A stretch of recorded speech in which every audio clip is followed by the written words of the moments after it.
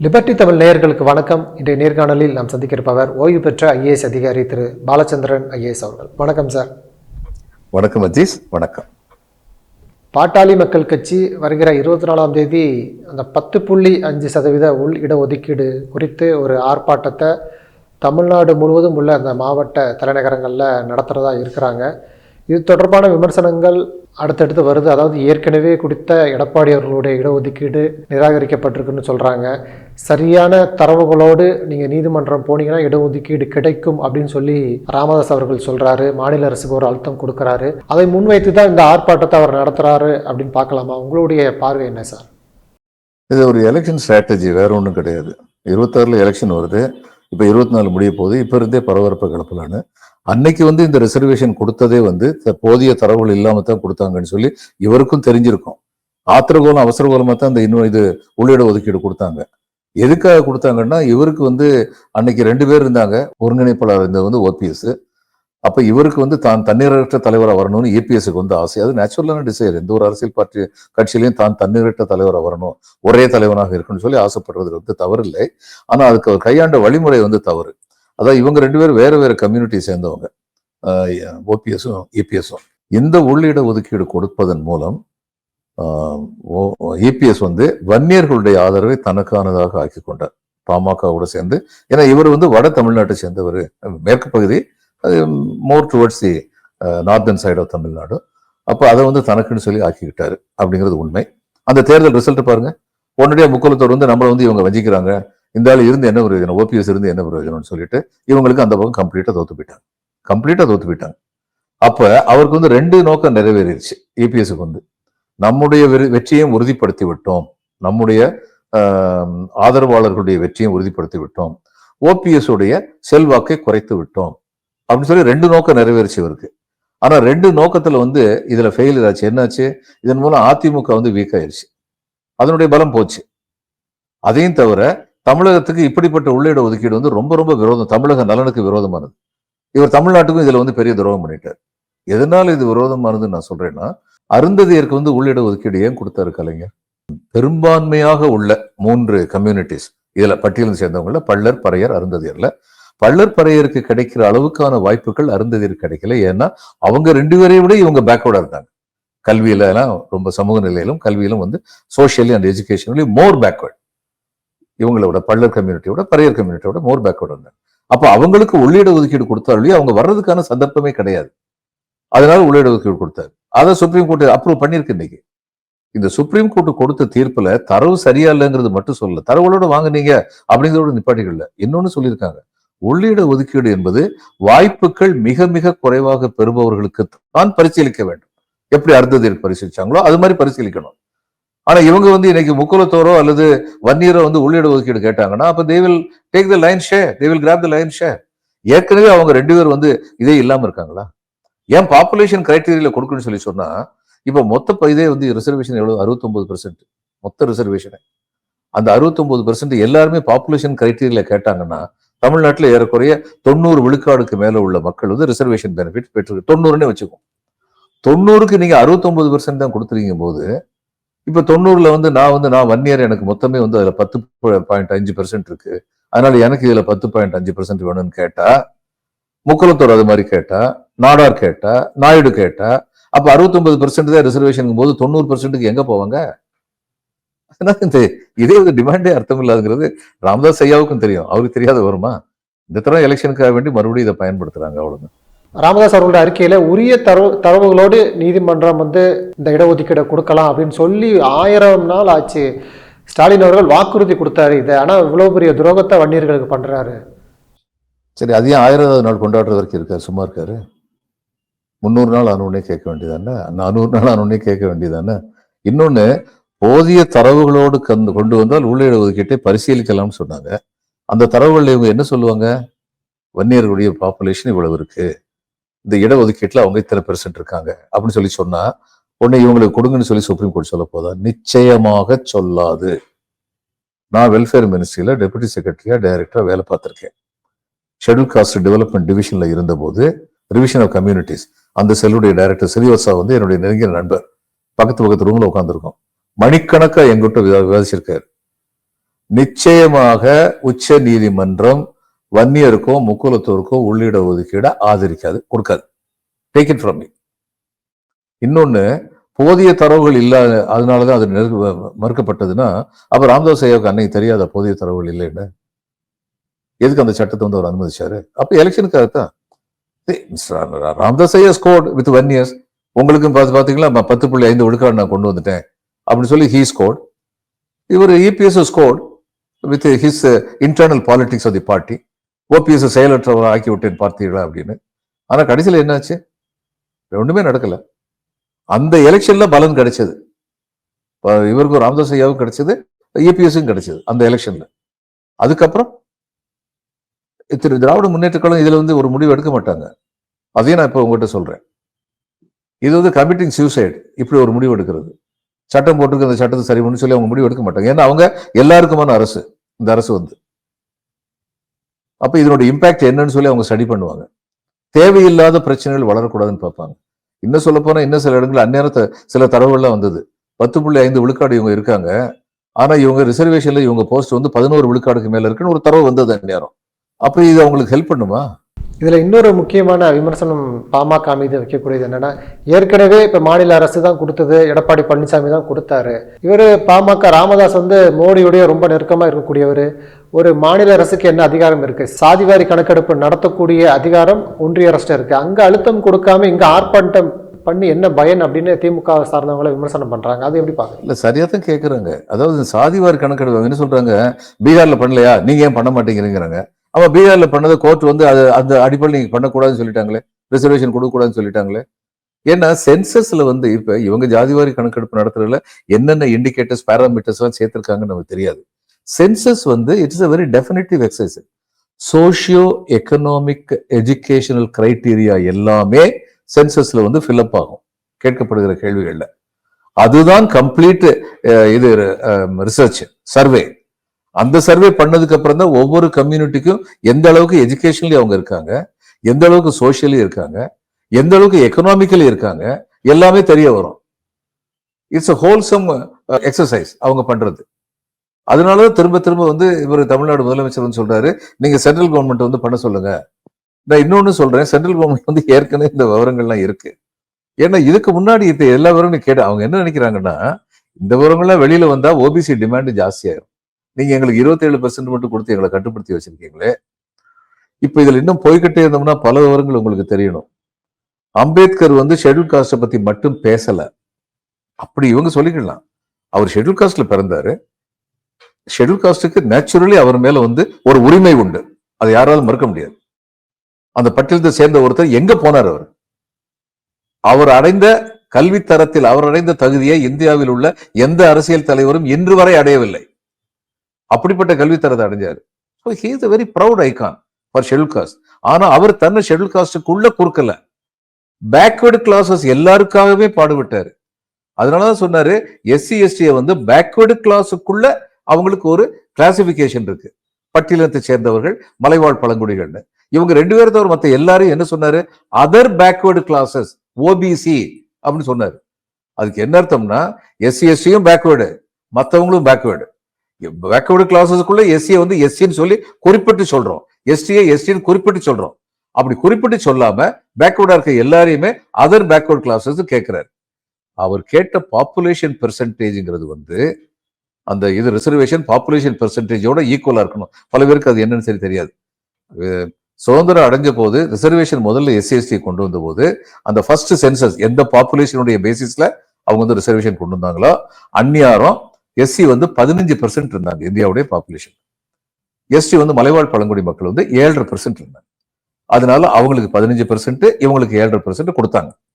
அம்பேத்கர் கேட்டது population percentage கேட்டது SC எஸ்டிக்கு மட்டும் கேட்கல, எந்த தரவு வேணாலும் பாருங்க. ஏன்னா இதெல்லாம் மணிக்கணக்கில் வந்து நாங்க ஒர்க் பண்ணும் போது விவாதிக்கப்பட்டிருக்கு இதெல்லாம். ஆனா ஏற்கனவே வந்து 15-7.5% கொடுத்தாச்சு. சுப்ரீம் கோர்ட் சொல்றாங்க இந்த ரிசர்வேஷன் 50%க்கு மேல போகக்கூடாதுங்கிறாங்க. அதனால ஓபிசிக்கு 27% கொடுத்தாங்க. மொத்தம் 49.5% ரிசர்வேஷன், 50.5% ஓபன் கேண்டிடேச்சர். இந்த ஓபன் கேண்டிடேச்சர்ல எஸ்சி வரல, எஸ்டி வரல, ஓபிசி வரல, வர்றாங்க. ஐஏஎஸ் சிவில் சர்வீஸ் எக்ஸாமினேஷன்ல வந்து உங்களுக்கு வந்து ஓப்பன் காம்படிஷன்ல வந்து எஸ்சியும் வர்றாங்க, எஸ்டி வர்றாங்க, ஓபிசி வர்றாங்கிறது நம்ம நாட்டுல 50-60 வருஷமா ஒடுக்கப்பட்டவர்களுக்கு சொல்லி சமூக நீதிக்காக எடுக்கப்பட்ட செயல்களின் ரிசல்ட். ஓரளவுக்கு இன்னும் நிறைய செய்யணும், ஆனா ஏற்கனவே செஞ்சிருக்கோங்கிறதுக்கு இது ஒரு அடையாளம், சந்தேகமே இல்லாம. அப்போ இன்னைக்கு ஓபிசி வந்து என்ன கேட்கிறாங்க, நீங்க அவங்களுக்கெல்லாம் பாப்புலேஷன் பெர்சன்டேஜ்ல கொடுத்துட்டீங்க, எங்களுக்கும் பாப்புலேஷன் பெர்சன்டேஜ்ல கொடுக்கணும் அப்படிங்கிற டிமாண்ட் வந்துடும். எப்போ இந்த சென்சஸ் ஃபிகர்ல ஓபிசி மொத்தம் இந்த நாட்டுடைய பெர்சன்டேஜ்ல கடைசி 1911 சென்சஸ்ல சொன்னாங்க 52% இருக்காங்கன்னு சொல்லி. அதுக்கப்புறம் நடந்த சென்சஸ்ல எஸ்சி எஸ்டி பெர்சன்டேஜ் சொல்லிட்டு தான் இருக்காங்க. எஸ்சி எஸ்டி இன்னைக்கு எஸ்சி வந்து ஏறக்குறைய 17.5% 18% இருக்காங்க நாட்டுடைய ஜனத்தொகையில். அவங்க கேட்டுக்கிட்டு இருக்காங்க இந்த 15% கூட்டுங்க அப்படின்னு கேட்டுக்கிட்டு இருக்காங்க. எஸ்டி வந்து 7% இருந்து 8 8.25 அவங்களும் கேட்டுக்கிட்டு இருக்காங்க எங்களுக்கு வேணும். அப்ப இவங்களும் கேட்பாங்க, ஓபிசியும் கேட்பாங்க. இது ரொம்ப பெரிய தொந்தரவா போயிடும்னு நினைச்சு இருக்கிற ஃபிகர் எதையும் வெளியில சொல்லாம இருக்காங்களே ஒழிய ஃபிகர் இல்லாம இல்ல. we have all the data, government of India has got all the data. அதைத்தான் கட்சிகள் சொல்றாங்க வெளியில விடுங்க அப்படின்னு, வெளியில விடாமலே வச்சிருக்காங்க. இதுதான் உள்ள நிலவரம். அதனால வந்து அப்படி பாப்புலேஷன் சென்சஸ் நடந்து எல்லா பிராடு கம்யூனிட்டிஸ் இருக்காங்க, ஸ்மாலர் கம்யூனிட்டிஸ் இருக்காங்க. இப்ப தமிழ்நாட்டில் வந்து உங்களுக்கு பேக்வர்ட் கம்யூனிட்டி ஓபிசி, நம்ம வந்து பேக்வர்ட் சொல்லிட்டு இருந்தோம். ஓபிசில வந்து முக்குலத்தர் வந்து பெரிய அளவில் இருக்காங்க, வன்னியர் வந்து பெரிய அளவில் இருக்காங்க, நாடார் வந்து பேக்வர்ட்ல இருக்காங்க இன்னைக்கு. மற்றபடி இந்த ஓபிசியில வந்து இவங்க 2 பேரும் தான் ரொம்ப பெரிய அளவுல, மோஸ்ட் பேக்வர்ட்ல ரொம்ப பெரிய அளவுல இருக்காங்க. ஏன்னா நாடார் இவங்க ரெட்டியாரு, ரெட்டின்னு சொன்னா அவர் பேக்வர்டு, ரெட்டியார்னு சொன்னா அவங்க ஃபார்வேர்டு, ஏன்னோ தேவர்னு சொல்றா அவங்க ஃபார்வேர்டு, மறவர் அல்லது கள்ளர் அல்லது அகமுடையர்னு சொன்னா தான் பேக்வேர்டு. இதெல்லாம் வந்து கிளாசிபிகேஷன். காமராஜர் தான் நாடார்களை வந்து கீழ்த்தரமான ஒரு சொல் பயன்படுத்தப்பட வேண்டாம்னு சொல்லி நாடார்னு சொன்னாலே பேக்வேர்டு சொல்லி கொண்டு வந்தார். அது சரியான ஒரு ஸ்டெப். ஏன்னா அவங்க ரொம்ப கீழ்த்தரமா அவங்களுடைய உழைப்பு, அவங்களுடைய கடுமையான இது எக்கனாமிக் டெவலப்மெண்ட் எல்லாம் கம்பேர் பண்ணும்போது அவங்களை நடத்தினது சரி கிடையாது. அதனால அவர் வந்து ஒரு சின்ன காம்பன்சேஷன் கன்சோலேஷன் மாதிரி அந்நேரம் வந்து வச்சிருந்தார். இன்னும் பல பேருக்கு தெரியாத விஷயம், OBC list government of India லிஸ்ட்ல வந்து மரவன் இருந்தது. நான் நேரம் வெல்ஃபேர் மினிஸ்டர் ஒர்க் பண்ணிட்டு இருந்தேன். நேரம் தான் இந்த 27% வந்தது. ஆனா கலைஞர் வந்து என்ன சொல்லியிருந்தாரு, ஏற்கனவே அவங்களை பேக்வேர்டு சொல்லிட்டு இருக்கும்போது எதுக்கு ஒரு மேல கூப்பிடணும்னு சொல்லி மறவர், கள்ளர், அகமுடையர் இந்த மாதிரி அவர் வந்து பேரை மாத்திருந்தாரு. கவர்மெண்ட் ஆஃப் இந்தியால என்ன சொல்லிட்டாங்க, இந்த மறவருக்கெல்லாம் கொடுக்கக்கூடாது, ஏன்னா மறவனுக்கு தான் கொடுக்கலாம், மறவருக்கு கொடுக்க கூடாதுன்னு சொல்லி பேசினாங்க. அதுக்கப்புறம் கவர்மெண்ட் ஆஃப் தமிழ்நாடு கிளாரிபிகேஷன் கொடுத்தாங்க, இல்லைங்க அவங்களைத்தான் நாங்க மரியாதையோட கூப்பிடுறோம், ஏன் மரியாதை கொடுக்க கூடாதா அப்படின்னு கேட்டதுக்கு அப்புறம் தான் சினானிம்ஸ் அப்படின்னு சொல்லிட்டு அதெல்லாம் வந்து அப்ரூவ் பண்ணாங்க. ஏகப்பட்ட பிரச்சனைகளை கிளப்ப பார்த்தாங்க இந்த நாட்டுல இந்த ஓபிசி கொடுக்க கூடாதுன்னு சொல்லி. ஏன்னா நீங்க பாலிட்டிஷியனை விடுங்க, அரசுல வந்து அங்கம் வைத்த அதிகாரிகள்ல 100க்கு எஸ்சி எஸ்டியை தவிர மற்றவங்கள 100க்கு 90 பேர் வந்து இவங்க தான் ஃபார்வர்ட் கம்யூனிட்டி தான் அந்நியாரம். அதனால அவங்களுக்கு இது பிடிக்கல, இதுதான் உண்மை. அதையெல்லாம் மீறித்தான் இந்த 27% ரிசர்வேஷன் வந்தது. கலைஞர் ஏன் 27% ஏத்துக்கிட்டான்னு சில பேர் கேள்வி கேட்பாங்க. Kalaignar thought that is the first step, இதாவது நமக்கு வரணும்னு சொல்லி. அப்புறம் 49.5% 50%க்கு மேல ரிசர்வேஷன் போகக்கூடாது அப்படிங்கிற அந்த ரூபிகான், அந்த சீலிங்கை வந்து ஏற்கனவே வந்து மோடி வந்து தகர்த்து எறிந்து விட்டார். 10% எக்கனாமிக்கலி வீக்கர் செக்யூரிட்டி கொடுக்கும்போது ஏற்கனவே இந்த நாட்டில் ரிசர்வேஷன் வந்து 59.5% ஆயிடுச்சு. அப்ப இனிமே எப்படி வரும்னா, நீங்க பாப்புலேஷன் பெர்சன்டேஜ்ல ரிசர்வேஷன் கொடுங்க. ஏற்கனவே அந்த டிமாண்ட் வந்துருச்சு. ஜர்க்கண்ட் எலெக்ஷன்ல வந்து 2 பேருமே சொன்னாங்க, காங்கிரஸும் சொன்னாங்க, இவங்க பிஜேபி கூட்டணி சொன்னாங்க ரிசர்வேஷனை கூட்டுவோம் அப்படின்னு. ஆனா பிஜேபி கூட்டணி அதை எஸ்சி எஸ்டியை பத்தி மட்டும்தான் சொன்னாங்க, காங்கிரஸ் கூட்டணி ஓபிசியும் சேர்த்து சொன்னாங்க. இப்ப அடுத்து வந்து இது காலத்துடைய கட்டாயம் என்னன்னா, நாம் பார்த்த மட்டும் சோசியலாஜிக்கலி when I study the next 3 decades belong to OBC oriented politics. அதான் வரப்போகுது. இதை யாராலையும் வந்து தடுத்து நிப்பாட்ட முடியாது. காங்கிரஸ் வந்து ஓபிசிக்காக பாடுபட்டாங்கன்னா இவங்க உன்னுடைய பிஜேபி வந்து ஓபிசில இருந்து ஒருத்தர் சீஃப் மினிஸ்டரா கொண்டு வருவாங்க. இப்போ அதுதானே பண்ணாங்க ஜெயிச்ச இடத்துல எல்லாம். So OBCs cannot be relegated to the back. அப்போ எப்படி வரணும் சொல்லி, எப்படி வரலாம் அப்படின்னு சொல்லலாம்னா, முக்குலத்தோருக்குன்னு சொல்லிட்டு நீங்க ஒரு population percentage, exactly population percentage இல்லைனாலும் மொத்தம் உள்ள தமிழ்நாட்டில் உள்ள 69%ல 31% இதுக்கு இருக்குன்னு சொல்லி வைங்க. எனக்கு தெரியாது எக்ஸாக்ட் பெர்சன்டேஜ், மோஸ்ட் பேக்வர்டு இருக்கு. அந்த 31%ல வன்னியருக்கு இத்தனை பெர்சன்ட் கொடுக்கணும், முக்குலத்தோருக்கு இத்தனை பெர்சன்ட் கொடுக்கணும். சின்ன சின்ன கம்யூனிட்டிஸ் இருக்காங்க, நாவிதர், வண்ணார், ஒட்டர், இப்படிப்பட்ட கம்யூனிட்டிஸ் இருக்காங்க. அவங்க அத்தனை பேரையும் குரூப் பண்ணி அவங்கள இருந்து இத்தனை பெர்சன்ட் கொடுக்கணும் அப்படின்னு சொல்லலாம். That may happen. இன்னைக்கு ராமதாஸ் ஐயா வந்து எலெக்ஷனுக்காக பேசுறாரு, அவ்வளவுதான், வேற ஒண்ணு இல்லை. இந்த இடஒதுக்கீட்டுக்கான போராட்டம் ஒருபுறம் இருந்தாலும் இன்னொரு புறத்துல தொடர்ச்சியாக அந்த அதானி விவகாரத்துல முதல்வர் மு.க. ஸ்டாலின் வந்து அவரை ரகசியமா சந்திச்சிட்டாரு அப்படின்னு சொல்லி ஒரு மிகப்பெரிய குற்றச்சாட்டை முன்வைத்தாங்க. ஸ்டாலின் அவர்கள் சட்டமன்றத்திலே சொல்லிட்டாரு, நான் அவரை சந்திக்கவே இல்லை இது வரைக்கும் அப்படின்னு சொல்லி அவர் ஒரு கேள்வி எழுப்புறாரு. அது மட்டுமல்ல, அதானி குறித்து பாராளுமன்ற கூட்டுக்குழு விசாரணை நடத்த நாங்கள் ஆதரிக்கிறோம், பாமகவும் பாஜகவும் ஆதரிக்குமா அப்படின்னு ஒரு கேள்வி எழுப்பியிருக்கிறாரு. இதன் மூலமாக பாஜகவும் பாமகவும் ரெட்டை விடம் போடுறாங்கன்னு சொல்லி அவர் அந்த சட்டமன்றத்திலே சொல்றாரு. அவருடைய கருத்தை நீங்க எப்படி பாக்குறீங்க? இப்ப இவர் பார்க்கல, அவர் சொல்லிட்டாரு, பார்க்கலன்னு சொல்லிட்டாரு. பார்த்திருக்காருன்னு வச்சுக்கோம். அதானிய திரு ஸ்டாலின் அவர்கள் சந்தித்தார் அப்படின்னா, அது அதானியுடைய முறைகேட்டை, மொத்த முறைகேட்டை பத்தி விசாரிக்கும் போது இதுவும் வந்துரும்ல. ஏன் இதை மட்டும் கேக்குறாங்க? அவரோட மத்த முறைகேட்டை பத்தி எல்லாம் பேசாம, அவர் இவ்வளவு கொடுத்திருக்காரு அவ்வளவு கொடுத்திருக்காருன்னு சொல்லி அமெரிக்க அரசு வந்து சொல்லுது, அதுக்கு நாங்க எல்லா ரெக்கார்டும் வச்சிருக்கோம் அப்படின்னு சொல்லுது. கம்ப்யூட்டர் வந்து டக் அவுட் ரெக்கார்ட்ஸ், இவங்க டெலிட் பண்ணதெல்லாம், கம்ப்யூட்டர் டெலிட் பண்ணதை நம்மளால வந்து ரெக்கவர் பண்ண முடியும், அதுக்கெல்லாம் டெக்னாலஜி இருக்கு. ஸோ அதெல்லாம் நாங்க பண்ணி இப்ப கொண்டு வந்திருக்கோம்னு சொல்லி ஆதாரபூர்வமா எங்கிட்ட இருக்கு, அதனாலதான் நாங்க வந்து கேஸ் போட்டிருக்கோம்னு சொல்லியிருக்காங்க. இப்ப இவங்க என்ன கேட்கணும்? நீதி நேர்மை வேணும்னு சொன்னா அதானியை பற்றி முற்ற முழுக்க விசாரணை நடத்துங்க. அதில் அவர் ஸ்டாலின் அவர்களை சந்தித்தால் என்ன நடந்தது என்பதை பற்றி விசாரணை நடத்துங்கள் கேட்டா அது நியாயமா இருக்கும். இவங்க அப்படி கேட்கல. அப்ப என்னன்னா, அதானியை பத்தின விவரம் வராம இருக்கணுங்கிறதுக்காக அதானி மிஸ்டர் ஸ்டாலின் அப்படின்னு சொல்லி இவங்க பேச்சை வந்து திசை திருப்ப பாக்குறாங்க. சரி, இது ஒரு பக்கம். இன்னொரு பக்கம், ஒரு முதலமைச்சர் வந்து ஒரு தொழிலதிபரை சந்திக்கிறதுல எந்த தப்பும் கிடையாது. ஏன்னா அன்னைக்கு சந்திக்கும் போது இவர் வந்து இந்த மாதிரி லஞ்ச ஊழல்லாம் பண்ணிக்கிட்டு இருக்காரு அப்படின்னு தெரிஞ்சு சந்திச்சிருந்தால், இப்ப இவர் விடுங்க, இவரு ஆந்திரா சிஎம் வந்து சந்திச்சிருக்காரு, அவரே சொல்லியிருக்காரு, பலரும் சந்திச்சிருக்கேன், தொழிலதிபர் சந்திக்கிறதுல என்ன கஷ்டம் இருக்குன்னு சொல்லி கேட்டிருக்காரு. ஜோதி பாசு மேற்கு வங்க முதலமைச்சர் இருந்தாரு, பிர்லா வந்து அவர் அடிக்கடி வந்து சந்திப்பாரு, அவர் ஒரு கம்யூனிஸ்ட் முதலமைச்சர். உடனே யாரும் அதுக்கு வந்து ஏன் அவர் வந்து சந்திக்கிறான்னு சொல்லி கேட்கல. பிர்லா ஒரு தடவை சொன்னாரு, நீங்க வந்து கம்யூனிஸ்ட் கட்சிக்கு தேர்தல் நிதி கொடுப்பீங்களான்னு கேட்டதுக்கு அவர் சொன்னாரு, நான் கம்யூனிஸ்ட் கட்சிக்கு கொடுக்க மாட்டேன், ஜோதி பாசு ரிக்வஸ்ட் பண்ணா கொடுப்பேன், because he is a gentleman அப்படி சொல்லி சொன்னாரு. ஓப்பனா தான் சொன்னாரு. ஜோதி பாசு அதுக்கு அப்படி சொன்னாரா அப்படின்னு சிரிச்சாரு. தேர் இஸ் வெளிப்படைத்தன்மை இருக்கு இதுல வந்து. சரி, ரகசியமா ஏன் சந்திக்கிறாங்க? இது காரணம் சொல்றேன். இப்போ 4-5 மாநிலங்கள் வந்து இண்டஸ்ட்ரியலி ஃபார்வர்ட், அவங்க இன்னும் இண்டஸ்ட்ரி தனக்கு வரணும். தமிழ்நாடு, குஜராத், மகாராஷ்டிரா, கர்நாடகா, ஆந்திரா போன்ற மாநிலங்கள் வந்து இண்டஸ்ட்ரியலி ஃபார்வர்ட். அப்போ ஒருத்தர் வந்து 5000 கோடி ரூபாய் 10,000 கோடி ரூபாய் இன்வெஸ்ட் பண்றதுக்கு தயாரா இருக்கு. இண்டஸ்ட்ரியல் இன்டெலிஜென்ஸ் சொல்லுவாங்க. இது ஒரு உளவு வேலை, அதை பண்ணி கண்டுபிடிச்சிருவாங்க. அப்ப எல்லா பாலிட்டிஷியன் என்ன எதிர்பார்ப்பாங்க? அதை எப்படியா நம்ம ஸ்டேட்டுக்கு கொண்டு வந்துடணும் அப்படின்னு எதிர்பார்ப்பாங்க. அப்போ அந்த கன்சர்ன்ட் ஆளை வந்து நம்மகிட்ட பேச அனுப்புங்க அப்படின்னு சொல்லி அவர் வந்த உடனே, உங்களுக்கு இண்டஸ்ட்ரிக்கு என்னென்ன வேணும் அந்த எல்லா ஏற்பாடும் நாங்க பண்ணி தர்றோம், முதல்ல நீங்க எங்களுக்கு ப்ரையாரிட்டி கொடுத்து இங்க ஆரம்பிங்க அப்படின்னு சொல்ல பார்ப்பாங்க.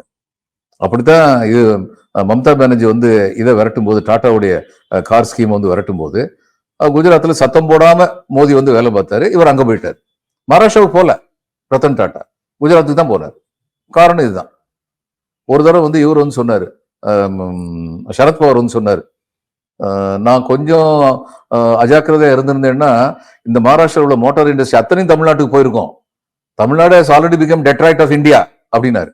சோ இது அவங்களுக்குள்ள நடக்கிற ஒரு காம்படிஷன். அதனால அப்படி போயிருந்தா, சட்ட விரோதமாக ஏதாவது பேச்சு நடந்தா, அரசியல் சட்டத்துக்கு விரோதமாக சதி ஏதாவது நடந்தா அதெல்லாம் தப்பு, அதை நீங்க விசாரிங்க. ஆனா ஒரு இண்டஸ்ட்ரி வந்து கொண்டு வரணுங்கிறதுக்காக வேண்டிய ரகசிய பேச்சுவார்த்தை நடத்தினால என்ன தப்பு இருக்கு? மின்சார வாரியத்தை சேர்ந்த அதிகாரிகள் லஞ்சம் வாங்கிட்டாங்க, சிபிஐ விசாரணை வேணும் அப்படின்னு கேட்குறாங்க. இந்த சிபிஐ வந்து ஒரு காலத்துல இருந்த மரியாதை சிபிஐக்கு இன்னைக்கு இருக்கா? சிபிஐ இடி என்ன பண்றாங்க டே இன் அண்ட் டே அவுட் பார்த்துக்கிட்டு இருக்கோம். ஏன் நம்ம சிபிசிஐடி மேல இவங்களுக்கு நம்பிக்கை இல்லையா? நம்ம சிபிசிஐடி விசாரணை ஆரம்பிக்கட்டுமே. ஆரம்பிச்சது இவங்ககிட்ட நிறைய தகவல் இருக்குல்ல, அவங்க சரியா விசாரிக்கல, அது சொல்ல போன அந்நேரம் ஆரம்பிக்கல சிபிஐ விசாரணை வேணும்னு, எடுத்தெடுப்புலயே சிபிஐ விசாரணை வேணும்னு கேட்டா எனக்கு என்ன சந்தேகம் வரும்னா, என்ன சிபிஐயோட ஏற்கனவே இவங்க வந்து ஒரு அரேஞ்ச்மெண்ட்டுக்கு வந்துட்டாங்களா அப்படி சந்தேகம் எனக்கு வரும்ல. இது தேவையில்லாது சிபிஐ விசாரணை சொல்லி எடுத்தெடுப்புலயே கேட்கறது. அப்ப மாநில காவல்துறை வந்து முற்ற முழுக்க பிரயோஜனம் இல்லாம இருக்கா?